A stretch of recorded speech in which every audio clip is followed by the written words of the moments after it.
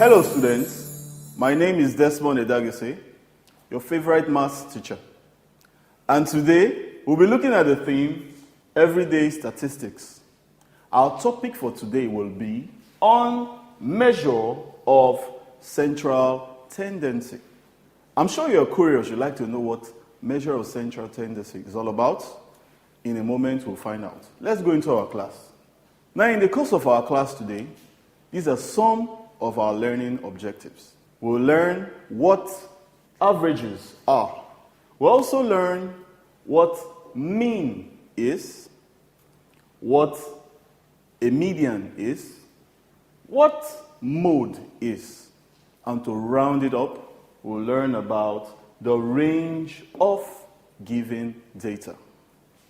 Now, the measure of central tendency. The measure of central tendency is simply a term that tries to identify a singular value that will be a representative of a given distribution in a data. What exactly do we mean? Now, we learned in our class on data presentation what data is and how we can collect data. Now imagine after collecting data, you have so much information with you. The measure of central tendency is simply a means to help us identify just one number out of all that many numbers that we have that has similar characteristics with every other number and that we can use to represent the rest of the distribution. Hence, we have what we know as average. We say when we have a big set of data, there are different terms that we use in statistics. One of those terms is average. The term average is used to help us mathematically describe that data. The average of a set of numbers is a number, okay, which simply expresses qualities that are central or typical in value within a given set of data. That is, again, all of those numbers that are too much to start calling out one after the other, you simply get one number that has similar qualities with every other number. All right? That is what we refer to as average. Now, there are different kinds of averages. There is what we know as the mean. We also have the median. And we have the mode. These are three kinds of averages. Okay? Also, in the course of our class today, we'll learn about the range. Together with the mean, median, and mode, added with the range, all of this helps us to describe data. So our data, even if it is voluminous, does not need, to get confusing. When we make use of the mean, median, and mode, which are types of averages, we can easily describe them and make them easily understandable to us. Let's go on in our class. Now, what exactly is a mean? We've learned that a mean is a type of average, okay? A way to identify just one number amongst our many numbers that we can use to represent the rest of the numbers. How do we get the mean? Or what exactly is the mean? The mean is also called the arithmetic mean. It is the sum of all the numbers in a given data that is divided by the amount of numbers in the data set. So a mean, again, is simply the addition of every individual number within your given data divided by the count of the number of data within. When you get that answer, the answer you get is referred to as the mean of your data. Now, the word average and mean, they are synonymous. That is, they more or less mean the same thing, okay? So in the course of our class, we'll interchange the word mean with the word average. The average here is not exactly the term that we learned earlier. That term is a general term, all right, that has subdivisions, mean, median, and mode. But in the study of mean alone, we also make use of the same term or the same word average. So we interchange the two, mean or average. So you can say the mean of a given set of data or the average of that given set of data. They mean the same thing. Let's take a typical example. The mean of the list of values, this list of values given to us here. We've been asked to find the mean or the average. So what do? Like we said earlier, it's simply the addition of each individual number, all right? So we add up 13 plus 18 plus 13 plus 14 plus 13 plus 16 plus 14 plus 21 and plus 13 to give us 135. We divide that by the number of individual numbers within the data set. Let's do a count. We have 1, 2, 3, 4, 5, 6, 7, 8, and 9. So we divide that by 9. 135 divided by 9 would give us 15. This is the mean of our data set, or we could call it the average. All right, so once again, this is what our formula looks like. Arithmetic mean is equal to sum of numbers in the set all over n. N, of course, refers to the number of individual numbers within our given set. Let's take a look at another example. Aminu took 5 tests in mathematics using the BrainFriend software. His marks were 12, 18, 16, 7, and 10. What is his average mark? So immediately we see the word average. Of course, we know we're referring to the mean, okay? Now remember our formula. We said arithmetic mean is equal to the sum of numbers in the set divided by n. N, of course, referring to the number of individual numbers in our number set. So our average mark or our mean mark would be 12 plus 18 plus 16 plus 7 and 10, which would give us 63, divided by 1, 2, 3, 4, 5 number in our data set, divided by 5. So 63 divided by 5 would give us 12.6. Aminu's average mark is 12.6. Let's take a look at this next example. In the 2014 World Cup in Brazil, Spain played 5 games and had a mean score of 2.4 goals per game. How many goals did Spain score in the tournament? All right? Once we remember what our formula is, we can easily solve such questions because it's not a direct question of find the mean, okay? You've already been given the mean and you've been given the count of the number in your data set. What you've been asked to find is the sum of numbers in the set. All right? So if you remember what the formula says, arithmetic mean is equal to sum of numbers in the set all over the number of individual numbers in that set. It means that if we did our arrangement, 2.4 is our arithmetic mean, the mean score of 2.4 goals. So we have 2.4 is equal to, we've been asked to find the number of goals Spain scored over the course of 5 games. That number would be the sum of every goal scored in each game. All right? Let's keep that as x being our unknown. We know that we have 5 games. So what do? We multiply both sides by 5. We'll have 2.4 times 5. This side would also be x times 5 all over 5. 5, of course, would cancel out 5 to give us x isolated. All right? 2.4 times 5 would give us 12. It means that over the course of 5 games, Spain had 12 goals in total. And that's our answer. Now, another type of average that we have is called the median. The median of a set of numbers is simply the middle number of the set when they are arranged in the order of their sizes. That is, they are arranged numerically, either from the highest to the lowest or from the lowest to the highest. It means that when your data is given to you, Sometimes it is scrambled up. You have a big data close to a small one and different sizes.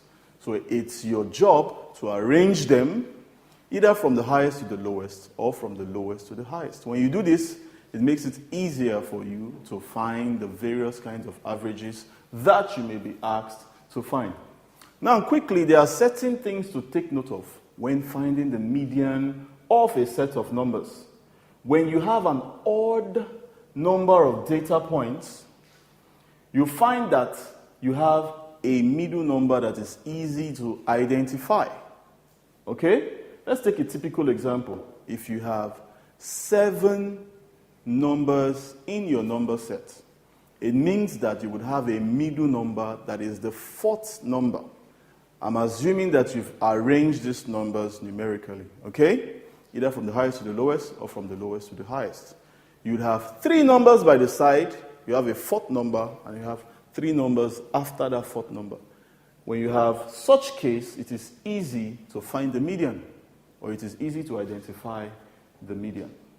But when you have an even number of data points, or you do not have just one number in the middle, you would have 2 numbers that are close to each other in the middle, and to get the median in this case, you simply find the mean of those 2 numbers. Of course, now we know how to find the mean. We simply add up those numbers and divide them by 2. Let's take an example of the first case. All right? We've been asked to find the median of this data set. This data set has 1, 2, 3, 4, 5, 6, 7, 8, 9. It has 9 data or 9 numbers in the number set. All right? And of course, 9 is an odd number. So we said if they are arranged numerically, which they are, we have 12, 14, 15, 16, 17, 18, 19, and 20. They are arranged in ascending order. It is easy to find our median. Our median would be the 5th number, which is 17. Notice that we have 4 numbers to the left of 17, and of course, 4 numbers also to the right of 17. So 17 is easily identified as our middle number and hence our median. This is the easy part. Let's take an example where we have the other situation. Find the median of the given data set. Let's do a count quickly of our data set. We have 1, 2, 3, 4, 5, 6. We have even numbers as our counts. All right? So what do? First, remember we said your data set must be arranged numerically, either in rank order or just in ascending order. So we quickly do that. We have 9.3 as our first number. 9.7 follows.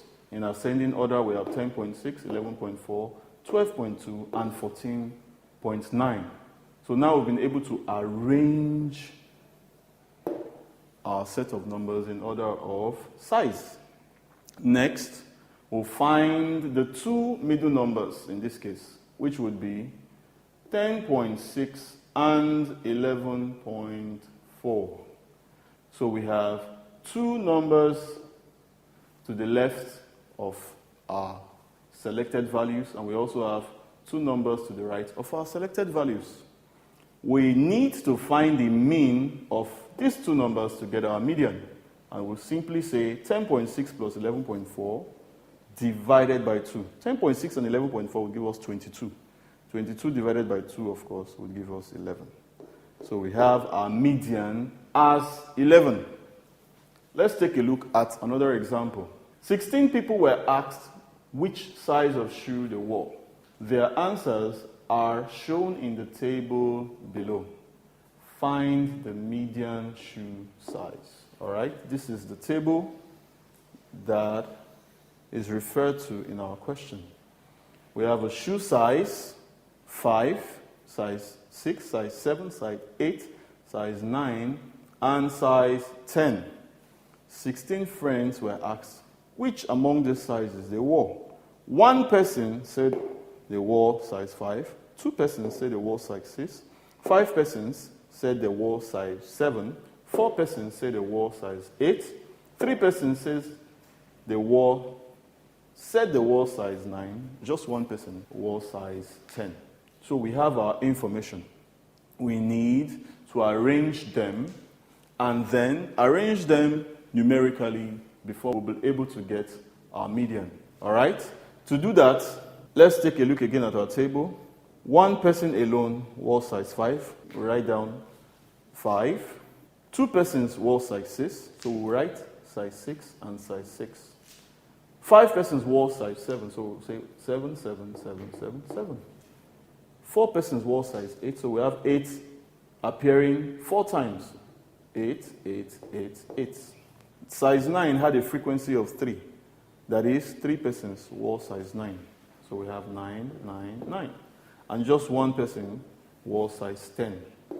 Now we have our values arranged. Okay? There are 16 numbers in total. Remember, the survey was taken for 16 persons. So we have 16 values. The median is the mean of the 8th and the 9th. 16 tells us we have an even number. So we do not have an easy case of just identifying just one number. We need to find the mean of the 2 middle numbers. And of course, that would be the 8th and the 9th number. So we have 1, 2, 3, 4, 5, 6, 7, 8. We have 7 and 8 as our joint middle numbers. To the left of our joint middle numbers, we have 7 values. To the right, we also have 7 values. So we've confirmed that 7 and 8 are truly our joint middle numbers. Our median will simply be the mean of 7 and 8, which is 7 plus 8, which gives us 15, divided by 2. And that will give us 7 and half. The median that we seek is what? 7 and half. Now, the third type of average that we have is the mode. The mode. In a given list of values, the mode is the number repeated most often. In other words, you could simply say the number that has the most frequency. Now that we know what a frequency is, we said a frequency is the number of times a number appears in the data. So, the number that appears the most times is what is called the mode. There are certain facts that we must take note of about the mode. If there are 2 numbers that appear most often and the same number of times, then we say that data has 2 modes. So it is possible to have more than just one mode. This is called bimodal. All right, when it happens, we refer to that as a bimodal situation. Bi, of course, means two, so we say bimodal.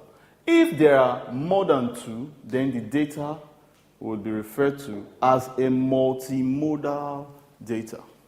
All right?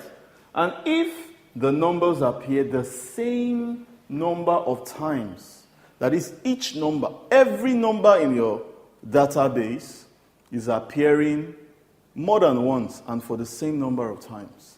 Let's say 2 times each. All right? In such a case, you have no mode.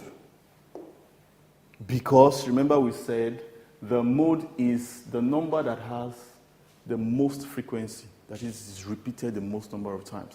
But if every number is repeated for the same number of times, that data set has no mode. Let's take an example. 10 students of Sabongeri Model School in Kano walk to school every day. The distances they walk to the nearest kilometer are given in the table below. Find the mode. That is, each student, 5 of them, they live different distances away from school. And we've been able to calculate the distance they walk. Let's take a look at it. First, let's take a look at our table. All right? Let's quickly analyze our table. We note that 4 persons okay, walked a distance of 1 kilometer. 2 persons walked a distance of 2 kilometers. 2 persons also walked a distance of 3 kilometers. 1 person walked 4 kilometers and 1 person walked 5 kilometers. All right? We could also arrange them this way. 1 having the frequency of 4, which is 1, 2, 3, 4, 1 in 4 places. 2 kilometers also has the frequency of 2. 3 kilometers have the frequency of 2. 4 kilometers occurred once, and 5 kilometers occurred once. Now, if you take a quick look at the table or at the laid out data that we have here, that our distance of 1 kilometer has the most frequency. It has 4 as a frequency here, and of course, we could just easily do a count here. 1 appears most times, 1, 2, 3, 4 times. It means that the distance of 1 kilometer has the most frequency, hence our mode is 1 kilometer. Let's take a look at another example. The marks scored by 30 students in a class quiz can be seen in the table below. What is the mode of the marks? All right, this is our table. And these are the marks recorded by the 30 students. 2 students scored 4 in the class quiz. 6 students scored 5 in the class quiz. 7 students scored 6 in the class quiz. 4 students scored 7 in the class quiz. 7 students scored 8 in the class quiz. 3 students scored 9 in the class quiz. And just 1 student, of course the most brilliant student, scored 10 in the class quiz. So now we've been asked to find the mode of the marks. The mode of our marks here will simply be the mark that has the highest frequency recorded. All right? Let's take a quick glance. We notice that the marks 6 has a frequency of 7, which is easily the highest. Also, 8 also has a frequency of 7. It means, therefore, that the greatest frequency is 7. 2 marks have this frequency. There are 6 and 8. And we learned that when we have 2 modes, that data is said to be bimodal. We said bi means 2, hence we have 2 modes. Now, in statistics, the range of a set of data is simply the difference between the lowest number and the highest number. Let's say, for instance, your best math score all year round in school during the first, second, and third term was 95. Your worst score was 72. It means that the rest of the scores doesn't matter in order to get the range. The range is simply the highest minus the lowest. So if 95 was your highest and 72 was your lowest, even if you had 10 different grades or 10 different score, all we need is just the highest and the lowest. 95 minus 72 here would give us 23. It means that the range here is 23. Let's take this example. Find the range of the following percentages: 66%, 93%, 39%, 71%, 28%, 50%, 47%, and 85%. The very first step to take is to arrange this set of data in rank order. Remember, we said the rank order is the arrangement of data from the highest to the lowest. So let's quickly do that. 93 is our highest. Next we have 85%. Next we have 71%, 66%, 50%, 47%, 39%, and 28%. From our arrangement, we can easily get both our highest grade and our lowest grade. So we have the highest grade as 93% and our lowest grade as 28%. The range is simply 93% minus 28%. And of course, that would give us 65%.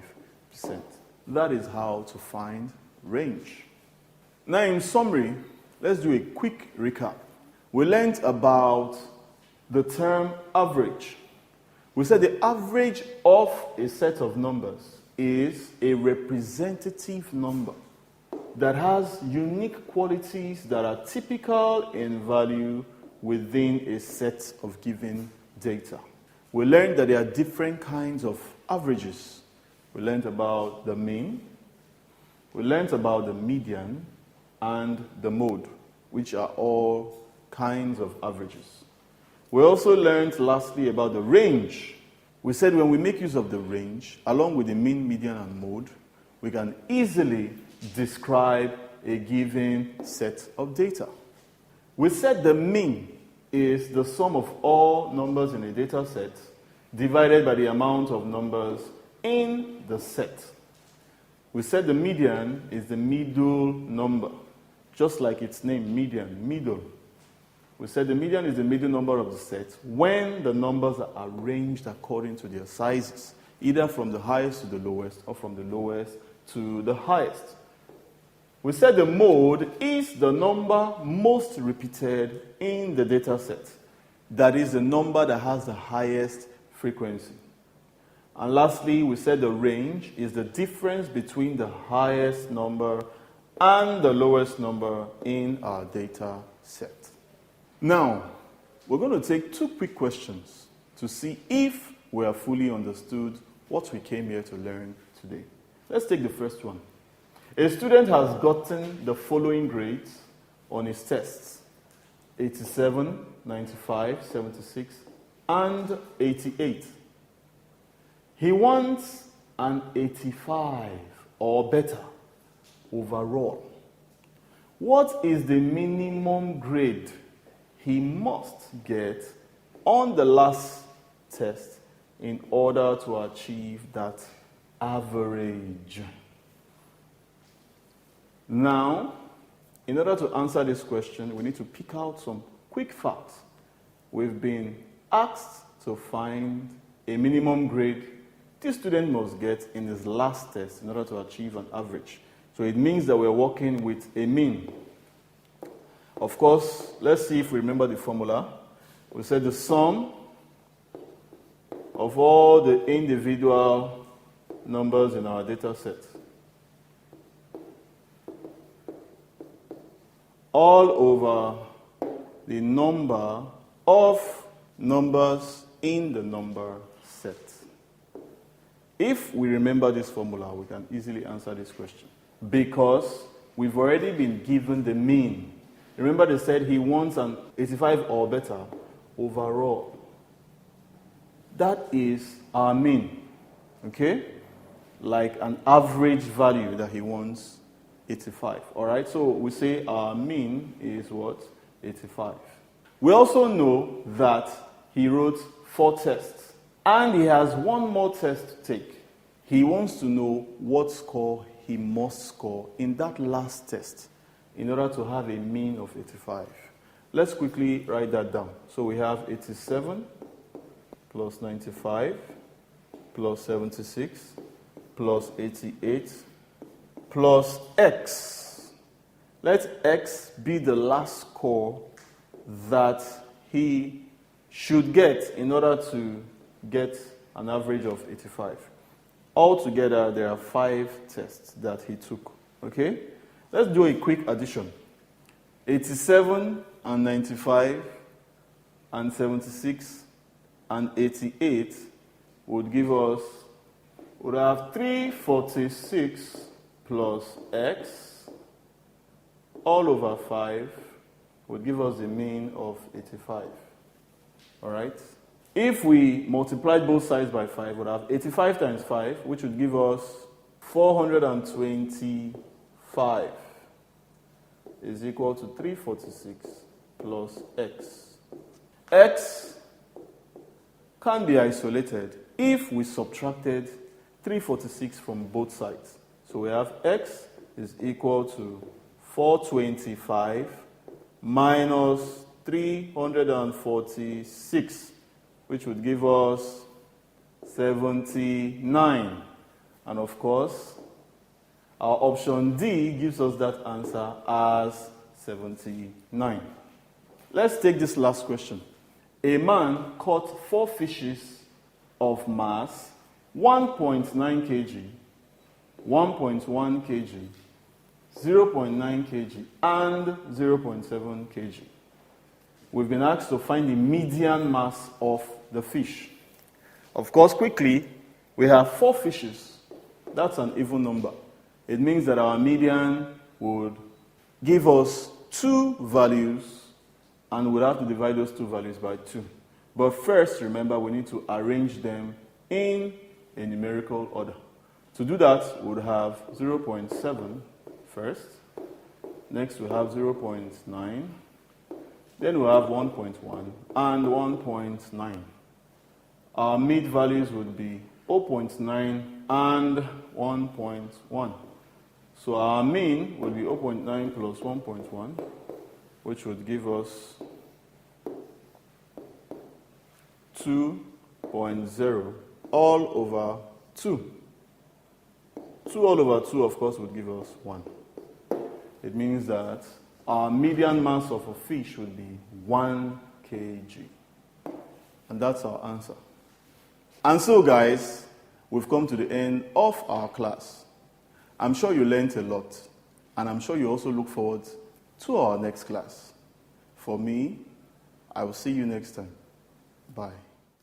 If you enjoyed this video, hit the like button, drop a comment, and subscribe to our channel. You can also turn on notifications to stay updated on new videos on this channel. This Brain Friend video was brought to you by Synforest. For more of these amazing e-learning videos, get your copy of Brain Friend. With more than 1,000 e-learning videos, over 74,000 test items in more than 40 subjects, a career counseling guide, and many other amazing features, BrainFriend remains your foremost e-learning and exam preparatory software. BrainFriend. Learn better, make excellent grades.